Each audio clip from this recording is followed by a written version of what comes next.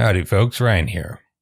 You may have seen that famed leftist philosopher and activist Cornel West is running for president.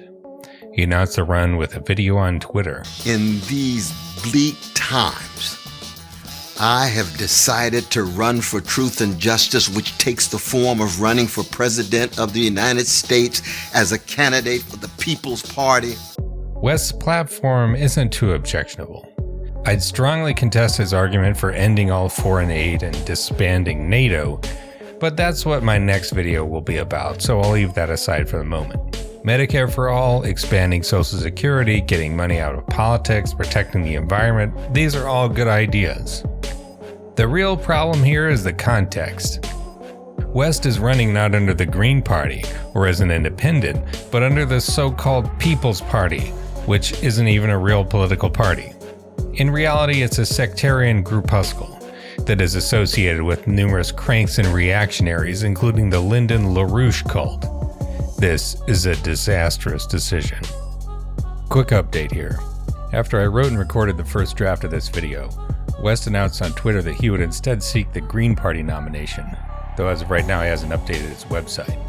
Nevertheless, it's still worth exploring the People's Party so people aren't hoodwinked by its duplicitous rhetoric and why it was such a disastrous decision for West to embrace it. The People's Party used to be called the Movement for a People's Party, and it was founded by a guy named Nick Brana, who worked for the Bernie Sanders campaign in 2016. It attempted to draft Sanders as a third-party candidate after he lost to Hillary Clinton, but he refused. The People's Party was centrally involved in the online force the vote thing in late 2020 and early 2021 after Democrats won the presidency in both houses of Congress, which viewers may remember. But if you don't, the supposed idea was to pressure leftist members of Congress like Alexandria Ocasio-Cortez to demand a vote on Medicare for all before Nancy Pelosi could be elected as Speaker of the House. This barely broke the surface of mainstream media coverage. AOC and others dismissed it out of hand because it made no sense. What's the point of forcing a vote on Medicare for all that probably wouldn't even get the support of half of the Democratic House caucus, much less pass the Senate and be signed by the president, only to piss off Pelosi and the rest of the party leadership? It was very underpants gnomes logic. The actual function of force the vote was to provide a way for cranks like Jimmy Dore, check out my video on his anti-vaccine bullshit here by the way, to give themselves permission to cascade folks like AOC as sellouts for not taking dictation from YouTube personalities. Don't forget to like and subscribe by the way, and then pose as the real voice of pure leftism. Subsequently, Brana has proposed Dore as a presidential candidate. The People's Party had controversy in mid-2022 when Brana was accused of sexual assault by former party member Paula Jean Swearingen. She told journalists Owen Higgins and Jordan Cheriton that she witnessed Brana assaulting the party's former executive director Zana Day. Day subsequently confirmed the account and posted on Twitter that Brana fired half the party's board and staff to stay in power, which apparently worked.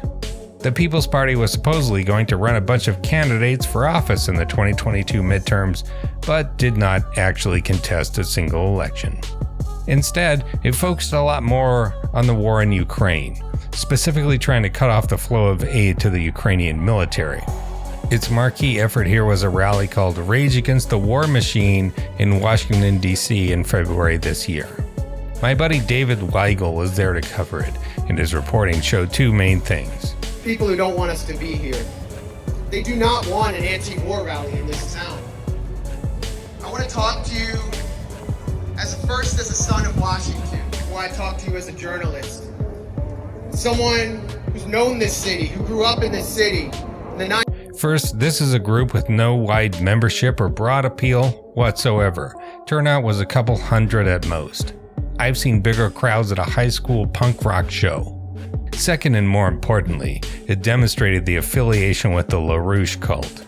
I won't get into the full history of the LaRouche movement because that would take hours, but in brief, Lyndon LaRouche was a former Trotskyist who founded a cult in the 1960s, organized with all the usual manipulative and abusive tactics.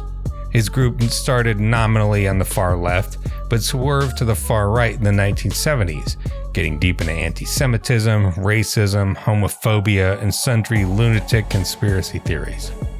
LaRouche denied climate change, the ozone hole, the toxicity of DDT, and thought the British royal family was secretly orchestrating the international drug trade just for starters. Money is often a central issue with cults. You need funds to keep the organization going, and they often turn to crime to get it. So it's no surprise that in the mid-1980s, LaRouche was charged and convicted of mail fraud and tax evasion and sentenced to 15 years in prison. That was a major dent in the cult, but it survived. Anyway, LaRoucheites have run for office on thousands of occasions, either on their own party or by attempting to win Democratic primaries with entryist tactics. They actually did win several statewide primaries in Illinois on one occasion, but lost when the actual Democrats ran on a third party. LaRouche himself ran for president 8 times. If you live in a city of any size, you've probably seen LaRouche nuts passing out flyers on a street corner at some point, like the ones where they put a Hitler mustache on Obama. When I was in college, they used to sneak into classrooms and put pamphlets on every desk.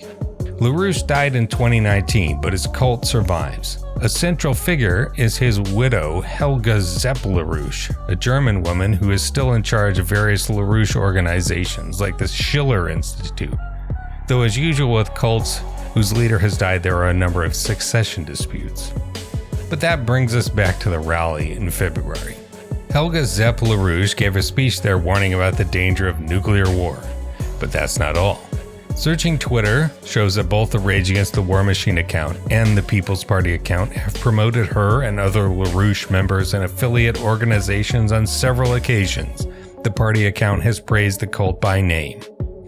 Conversely, Caleb Maupin, whatever his name is, Caleb Maupin, who is affiliated with the Schiller Institute, has defended West from lefty criticism. Again, I'm going to talk about the Ukraine war in my next video, so I'll set the content of the rally aside for the moment. The main point here is the People's Party is quite obviously composed of a bunch of wacky and dangerous cranks. It's frankly kind of baffling that Cornel West would associate himself with a lunatic fake party like this. He is, or at least used to be, a serious academic philosopher and public intellectual. It might be that West is just getting on in years and doesn't understand the context here. Or it might be that he has become a crypto right-wing crank. He eagerly welcomed the endorsement of Russell Brand, the actor and former leftist who has, like Jimmy Dore, become an anti-vaccine conservative who hangs out with Donald Trump Jr. and Kimberly Guilfoyle. But while either of those might be true, or both to some degree, I think there is also something else at work here. One aspect of the 2016 Bernie campaign that was both a virtue and a problem was that it brought in a lot of fringy people who had previously been totally alienated from the political system. They believed for a moment that democracy might actually be worth investing in, but when Bernie lost the primary that year, and again in 2020, they were even more alienated. That prompted all the usual behaviors of fringe types: extreme, self-isolating demands, sectarian accusations, and openness to anyone who seemed like they were against the system, man. Now they're faced with a president who, while not remotely up to any kind of leftist ideal, is certainly the best president this century and arguably for a lot longer than that. The left has some actual policy influence now, and it can be seen in national legislation passed in the form of the American Rescue Plan, an economic stimulus twice the size of Obama's Recovery Act, and the Inflation Reduction Act, the biggest climate bill in U.S. history. Biden also ended the war in Afghanistan, taking a tremendous political beating to do so, and drastically cut back the drone war. Again, all this is very far from perfect, but it is dramatically better than anything Bill Clinton and Barack Obama have done. And it's coming from a guy who was squarely at the center of Democratic Party politics for the last 40 years. That suggests that even if the left couldn't get Bernie Sanders elected president, it can influence the political process through organization, argument, winning elections, and negotiation. And when it really gets its act together and succeeds, the results can be very impressive. Look at Minnesota, where the state's Democratic Farmer-Labor Party has passed the most sweeping policy reform of any state in decades, with a major expansion of labor rights, a new paid leave program, protections for abortion and trans rights, marijuana legalization, and much more. All this is anathema to someone with a fringy worldview. Such people isolate themselves from the political mainstream on purpose and tend to think that if someone is winning power, or if the dread American government is doing it, it is bad by definition. It's more of a rebellious countercultural pose than any kind of worked out political perspective, and so is highly vulnerable to conservative ideas if they are framed properly. Basically, you just put conservative ideology in a leather jacket with a cigarette. Hey Johnny, what are you rebelling against?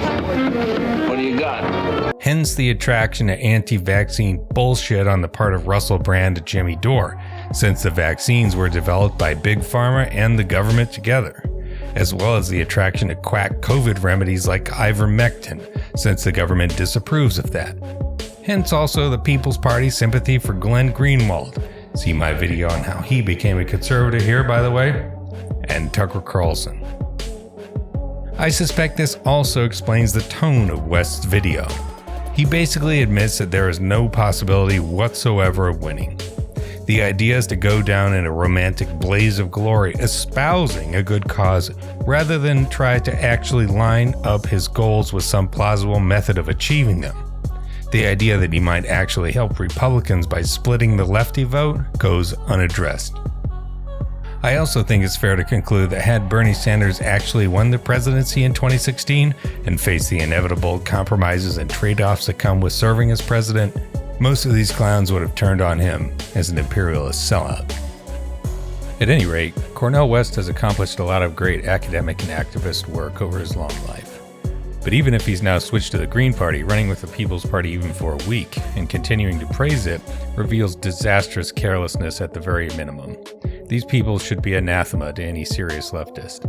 And in my view, running third party at all is basically pointless. I think Bernie Sanders had the right idea in 2016 and 2020, but that's a subject for another video. That's it for today, folks. Stay tuned for my Ukraine video coming up soon, so make sure to subscribe so you don't miss it. The more time passes, the more important I think the war is, both on its own merit and in what it reveals about the international left. If you want to support the channel, you can subscribe to my newsletter. I'll be back soon.